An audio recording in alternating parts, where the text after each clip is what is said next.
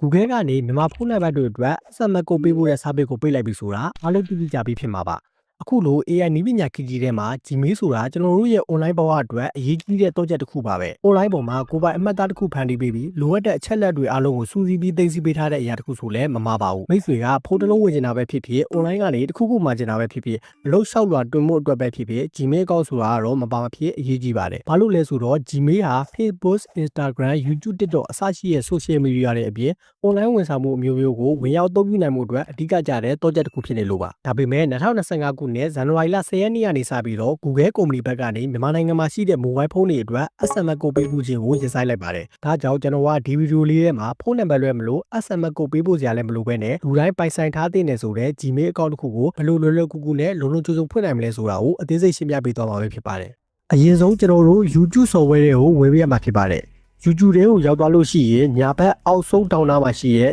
U ဆိုတဲ့အကောင့်ပုံစံလေးကိုတစ်ချက်ကလစ်ပေးလိုက်ပါဒီနေရာကိုရောက်လာလို့ရှိရင်အပေါ်ဆုံးမှာမြင်တွေ့ရတဲ့ Swiss account ဆိုတာလေးကိုနှိပ်ပေးရမှာဖြစ်ပါတယ်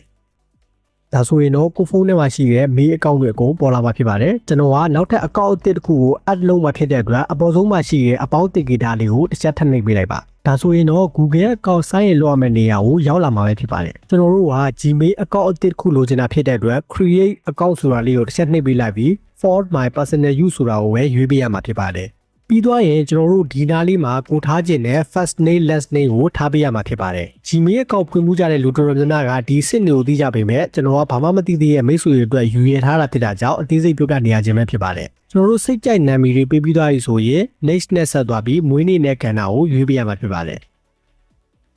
ဒီအဆင့်မှာကိုယ့်ရဲ့ Gmail address ကိုထည့်ပေးရမှာဖြစ်ပါတယ်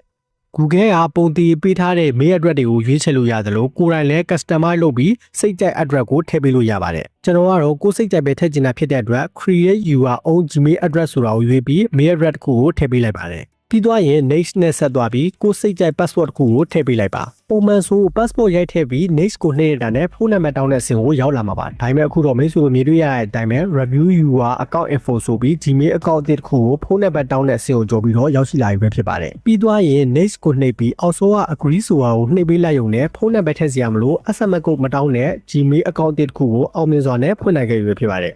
ဒီ Gmail account active ဖြစ်မဖြစ်သိနိုင်မှုကျွန်တော်တို့ဖုန်းထဲမှာရှိတဲ့ Gmail application တွေကိုသွားပြီးစစ်ဆေးကြည့်လို့ရပါတယ်ကျွန်တော်တို့ Gmail app ထဲကိုဝင်ပြီး account change တဲ့နေရာကိုတွားကြည့်လိုက်မယ်ဆိုရင်အောက်ဆုံးမှာကျွန်တော်တို့ဖွင့်ခဲ့တဲ့ mail account ကိုအခုလိုတွေ့ရပြီပဲဖြစ်ပါတယ်ဒါဆိုရင်တော့ကျွန်တော်တို့အားလုံးသိထားပြီးဖြစ်တဲ့ Gmail application နဲ့ browser တွေမသုံးမဲ့ YouTube application ကနေတစ်ဆင့်ဖုန်းနံပါတ်လည်းမလို့ SMS ကိုလည်းထည့်ပေးစရာမလိုတဲ့ Gmail account အသစ်တစ်ခုကိုဘယ်လိုဖွင့်ရမလဲဆိုတဲ့နည်းလမ်းကိုသိရှိသွားပြီလို့ထင်ပါတယ်